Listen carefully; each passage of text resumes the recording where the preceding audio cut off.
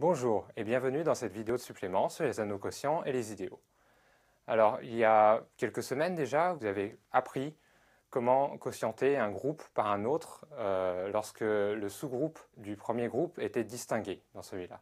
Là, on va faire ce même type d'opération, mais avec les structures d'anneaux. Et on va pour cela définir la notion d'un idéal d'un anneau A. Donc, on commence par prendre un anneau A qui va être commutatif unitaire. On prend I, un sous-groupe du groupe additif sous-jacent à A. Alors dans ce cas-là, ce qu'on sait déjà, c'est que donc le groupe additif sous-jacent à A est commutatif, et donc I va être nécessairement distingué dans A, muni de la loi additive. Et dans ce cas-là, on peut former A sur I en tant que groupe quotient pour la loi additive. Alors maintenant qu'on a ce A sur I qui est formé en tant que groupe quotient, on veut lui donner une structure d'anneau, et aussi définir ainsi une projection canonique de A vers A sur I, un morphisme d'anneau de ce type-là. Alors, bien sûr, vous avez défini le groupe quotient A sur I pour l'addition, donc l'addition est définie sur A sur I. Vous définissez juste A plus I plus B plus I comme A plus B plus I. Maintenant, vous voulez définir une multiplication sur cet anneau quotient A sur I. Vous voulez que ce soit un anneau. Donc, qu'est-ce que vous voulez faire? Vous voulez définir A plus I facteur de B plus I comme étant égal à AB plus I. Mais lorsque vous développez, vous avez quoi? Vous avez AB plus AI plus BI plus II. Alors, pour que les deux choses coïncident, vous avez besoin que, en fait, AI soit inclus dans I. Et ce, pour tout élément en fait, A de A. Donc cela mène à la définition suivante. Donc une partie I de A va être dite un idéal de A si d'une part I est un sous-groupe pour A additivement, et si d'autre part, pour tout A dans A et tout I donc dans I, le produit AI appartient encore à I. Vous notez notamment que cette partie I qui est un idéal est nécessairement non vide, et elle contient 0, le neutre pour l'addition. Maintenant que l'on a cette belle définition, regardons ce que cela donne sur quelques exemples. Par exemple, prenons pour commencer l'anneau des entiers, Z. Vous pouvez prendre un élément, n, dans Z, et regarder l'idéal nz, c'est-à-dire l'idéal formé des éléments qui sont multiples de n, les éléments qui s'écrivent nm avec m dans Z. Alors cela forme un idéal de Z, et vous pouvez prouver que tous les idéaux de Z sont sous cette forme-là. Et ça vient du fait que dans Z, il y a une division euclidienne. Maintenant, un autre exemple tout à fait similaire. Si vous avez K un corps, vous savez que vous avez l'anneau K crochet X des polynômes à une indéterminée sur ce corps. Et si vous prenez P un polynôme dans K crochet X, vous pouvez aussi regarder l'idéal engendré par P, qui est constitué des éléments qui sont de la forme PQ avec Q dans K crochet X. Alors, là encore, cela forme un idéal de K crochet X, et tous les idéaux de K crochet X sont de cette forme-là, toujours parce que vous avez une division euclidienne. Si vous avez un anneau tout à fait général, par contre, grand A, vous pouvez aussi regarder l'idéal engendré par un élément, petit a, dans grand A. Alors, ce sont les AB avec B dans A. Par contre, faites attention, en général, ça ne décrit pas tous les idéaux de A. Et vous voulez pouvoir décrire un idéal engendré par plusieurs éléments, donc A1 jusqu'à AR dans A. Donc, un idéal engendré par les AI est constitué par les sommes des AI BI avec BI dans A. Alors, le fait que c'est un idéal de A donc relève du fait général très simple que si vous avez I et J, deux idéaux de A, leur somme, c'est-à-dire qui est constituée des éléments qui sont la somme de I plus J avec petit i dans grand I et petit j dans grand J, est encore un idéal de A. Voyons que les idéaux apparaissent naturellement lorsque vous avez affaire à des morphismes d'anneaux. Prenons F, un morphisme d'anneau de A vers B. Alors le noyau de F est naturellement un idéal de A. Attention, la même chose ne se passe pas pour l'image. Alors l'image de f n'est pas nécessairement un idéal de B. Par exemple, vous pouvez prendre l'endomorphisme de la K-algèbre K crochet X qui envoie X sur X2. Maintenant, prenons I un idéal de A. Alors, f se factorise par A sur I, c'est-à-dire que f est la composée de la projection canonique de A vers A sur I, puis d'un morphisme induit f bar de A sur I vers B, si et seulement si I est inclus dans le noyau de f.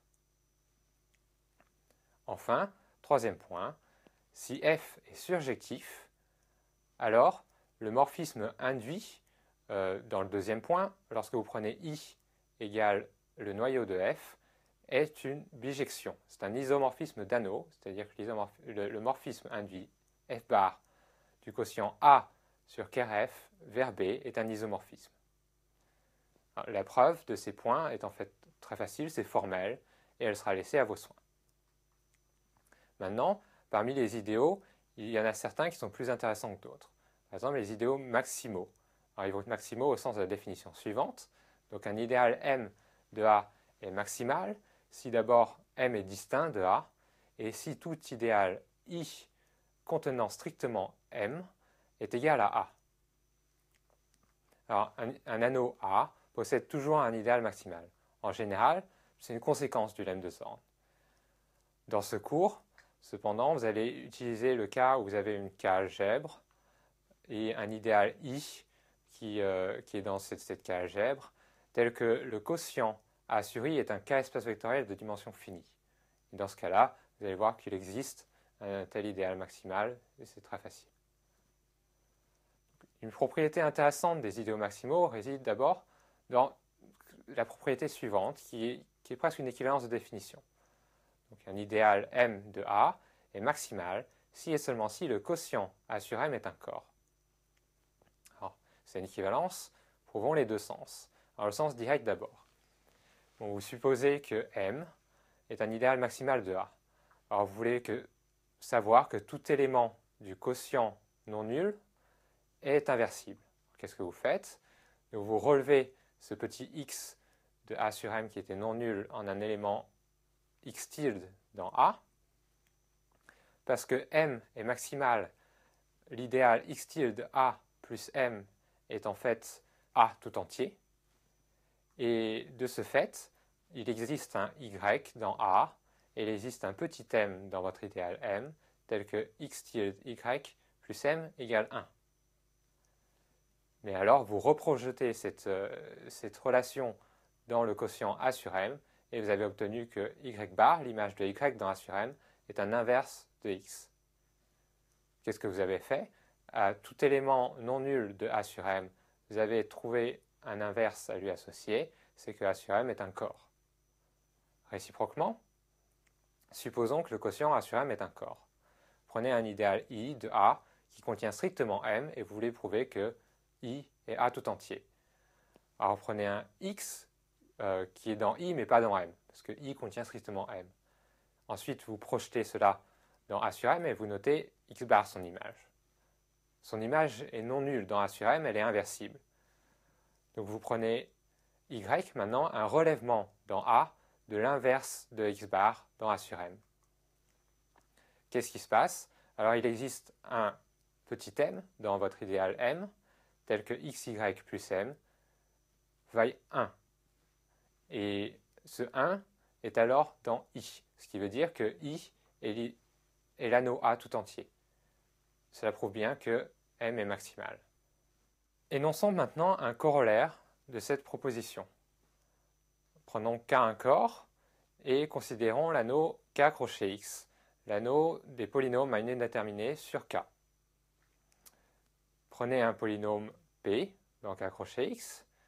Alors, si P est irréductible, le quotient K crochet X sur l'idéal engendré par P est un corps. En vertu de la proposition précédente, vous voulez montrer que l'idéal engendré par P est maximal. Prenons alors I, un idéal qui contient l'idéal engendré par P. Comme tous les idéaux de K crochet X, I est engendré par un certain polynôme Q. Maintenant, parce que I contient l'idéal engendré par P, Q divise P. Alors de deux choses l'une, ou bien Q est un inversible, c'est un élément de K étoile, ou bien Q est à constante près égal à P. Alors, dans le cas où Q est un élément de K étoile, ça vous dit que votre idéal I est A tout entier. Et dans le second cas, lorsque Q est égal à une unité fois P, votre idéal I est juste l'idéal engendré par P. Cela vous prouve bien la condition de maximalité sur l'idéal engendré par P et par la proposition précédente K crochet X sur P est un corps. Finissons la vidéo par une proposition qui va vous être utile au cours de la semaine suivante. Soit M, un idéal maximal de A, et soit phi, un automorphisme d'anneau de A. Alors vous avez une partie qui est tirée en arrière de M par phi, phi moins 1 de M. C'est une partie de A qui se trouve être un idéal maximal de A. Alors pour la preuve, il y a une partie d'énoncé qui est facile. D'abord, c'est dire que phi moins 1 de M est un idéal de A. C'est tout à fait formel et je vous laisse le vérifier par vous-même.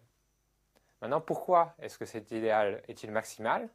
Vous regardez dans un premier temps la composée donc de phi par la surjection canonique qui envoie A sur A sur M. Alors cette composée est encore surjective et son noyau est exactement phi moins 1 de M. Alors qu'est-ce que ça vous dit? Vous factorisez, ça vous dit que vous avez un isomorphisme d'anneau entre le quotient A sur phi moins 1 de M et A sur M. Alors par la proposition précédente, comme M est maximal, A sur M est un corps. Mais alors, comme on a un isomorphisme d'anneau, le quotient A sur phi moins 1 de M est aussi un corps.